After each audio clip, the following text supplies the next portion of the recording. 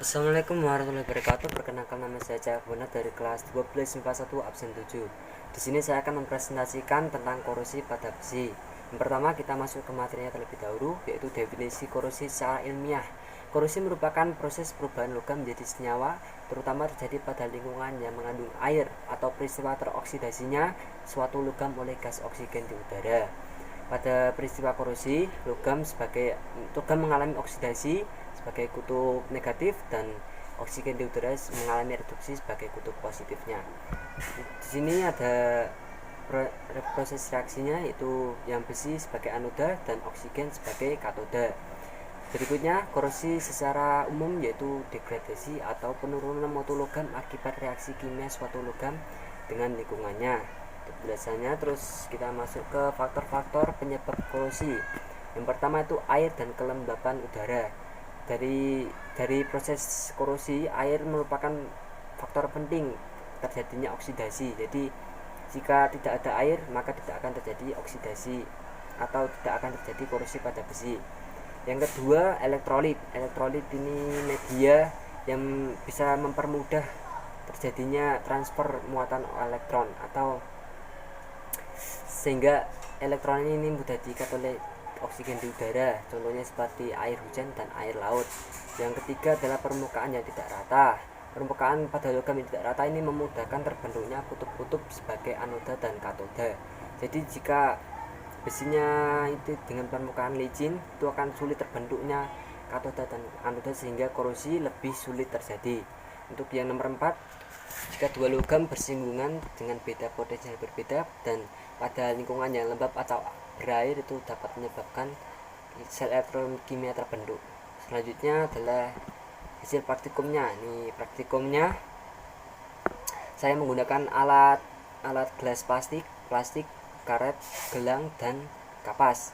Untuk bahannya saya pakai paku 10 buah, air, minyak, cuka, larutan sabun, dan larutan garam. Tujuan dari praktikum ini adalah mengetahui proses terjadinya korosi pada paku besi. Terus yang kedua, mengetahui faktor yang menyebabkan korosi pada paku besi. Terus yang ketiga, mengetahui cara mencegah korosi. Pada praktikum ini kita dapat hasilnya, yaitu semua larutan mengalami korosi kecuali minyak, karena minyak dapat melapisi logam sehingga tidak dapat mencegah terjadinya kontak langsung antara air dan oksigen dengan besi, atau mencegah terjadinya reaksi oksidasi sehingga tidak terjadi korosi. Pada 10 perlakuan ini cuka mengalami korosi tetapi berwarna hitam. Ini dikarenakan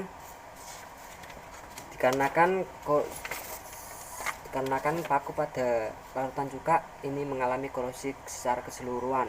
Walaupun yang lain itu berwarna kuning kecoklatan, tetapi pada cuka akan semakin terkorosi, dia akan semakin menjadi hitam dan nanti akan mengeropos karena sifat asam lebih korosif daripada basa dan garam. Kesimpulan dari praktikum ini adalah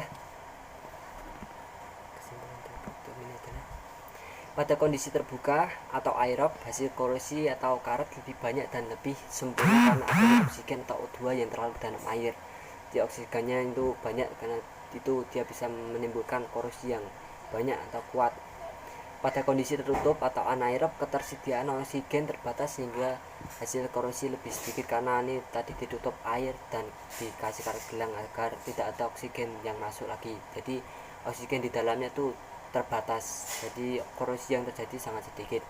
Tetapi pada kondisi anaerob sempurna seharusnya itu tidak terjadi korosi karena tidak adanya oksigen sebagai syarat reaksi oksidasi.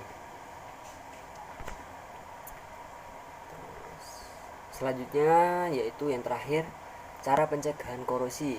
Yang pertama itu dengan mengecatnya.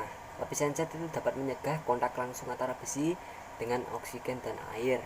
Contohnya seperti pada kapal, jembatan, mobil. Terus yang kedua, memberi oli dan minyak. Ini contohnya seperti pada mesin mobil. Yang ketiga, memberi lapisan plastik. Ini lapisan plastik ini contohnya seperti pada barang-barang dapur, biasanya dilapisi plastik gitu. Yang keempat yaitu galvanisasi. Galvanisasi ini melapisi logam dengan seng.